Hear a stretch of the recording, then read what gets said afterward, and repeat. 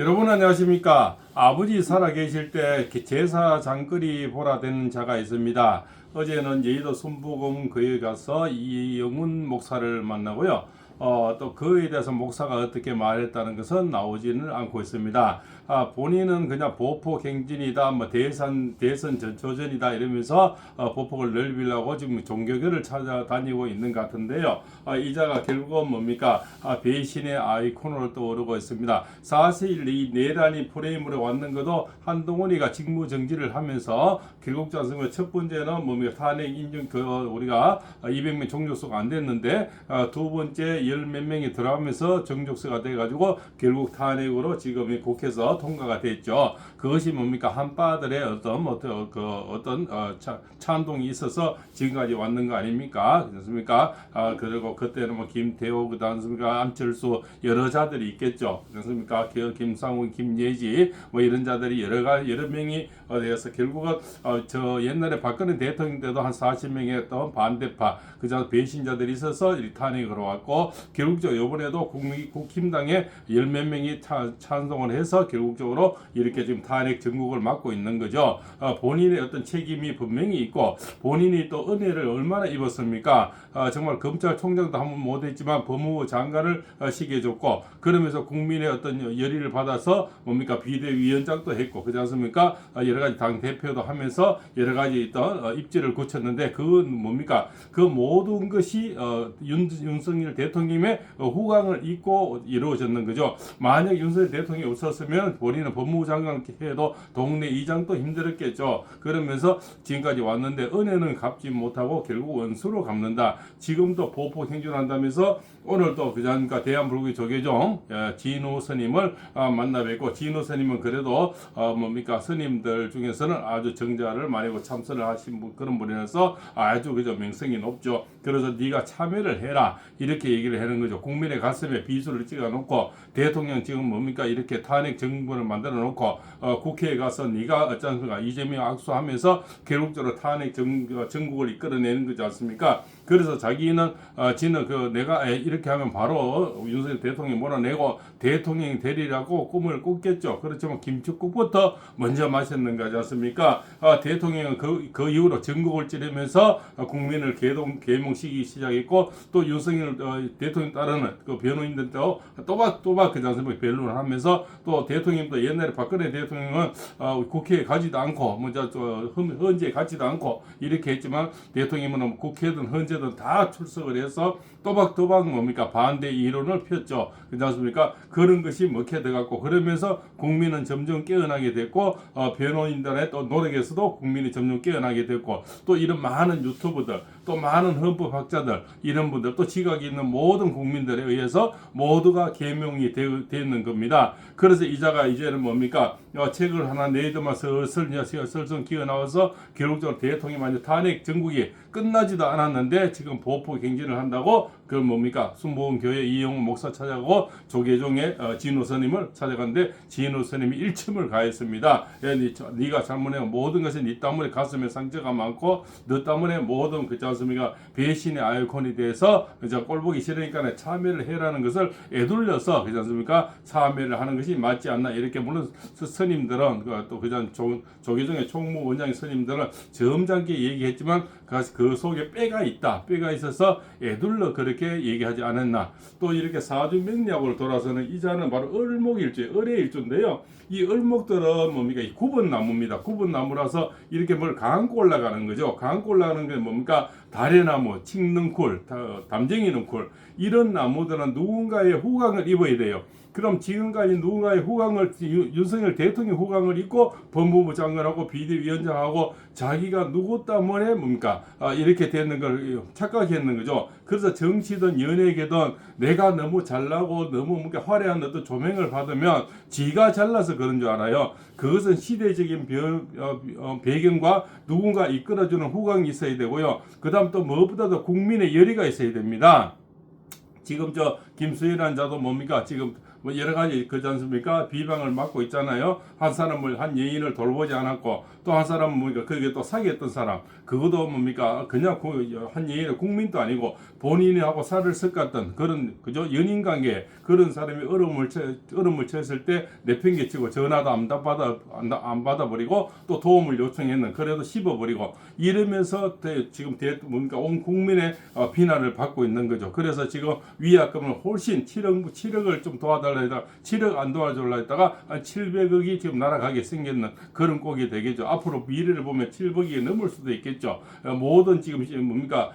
CF에서 다 하락이 되고요. 다 중지가 되고 다 삭제 지금 내리고 있는 그런 상태고 아마 팬들은 엄청나게 떠나게 되고 그 뒤에 어떤 후폭풍은 엄청나게 강할 겁니다. 또 처음에는 사귄 적이 없다 했잖아요. 그런 거와 비슷하죠. 결국적으로 이 국민의 마음을 아프게 하고 국민을 등지고는 잘 되는 인간이 없다 이렇게 됩니다. 결국은 연예인이든 정치인이든 국민의 열의가 있어야 되고 국민의 마음을 사로잡아야 되는 거죠. 그리고 국민의 마음을 그렇지 않습니까? 안아야 되고 또 아픈 사람, 슬픈 사람, 위험한 사람 여러 가지 그 힘든 사람을 다 안고 가야 됩니다. 나의 영달을 위해서 나의 출세를 위해서 뭔가 돌을 던지거나 등을 짓다가는 언젠가는 배신의 아이콘이 된다. 그 다시 돌아와서 이 을목이란 것은 이런 고목나무를 감고 올라가야 돼요. 이 고목나무가 뭡니까? 바로 윤석열 대통령이 되는 거죠. 을목이라는 겁니다. 을목은 나무를 잘 되게 해주면서 이 큰 나무를 크게 키워주면서 이 나무를 등지고 올라가야 되는 거예요. 그게 칡능쿨들, 다래는 쿨,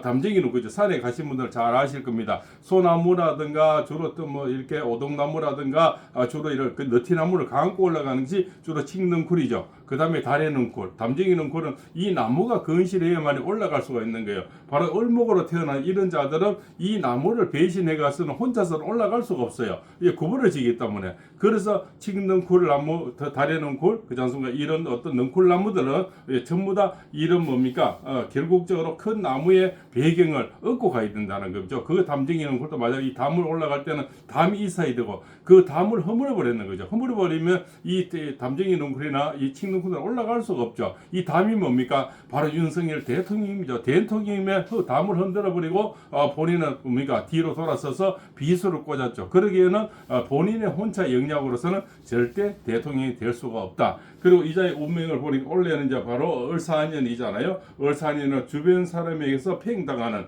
그런 운세가 되는 거죠. 그러면서 더운 기운이 오는 거죠. 원래는 을사년, 내년 병오년, 그죠? 정미년이 오면서 뜨거운 기운이 오기 때문에 뜨거운 기운에는 이 을목은 말라 죽는 그런 운세가 되어서 절대 대통령이 될 수가 없다. 이런 운기가 나오는 겁니다. 그래서 을목이라는 것은 이 큰 나무, 너티나무나 소나무라든가 그렇지 않습니까?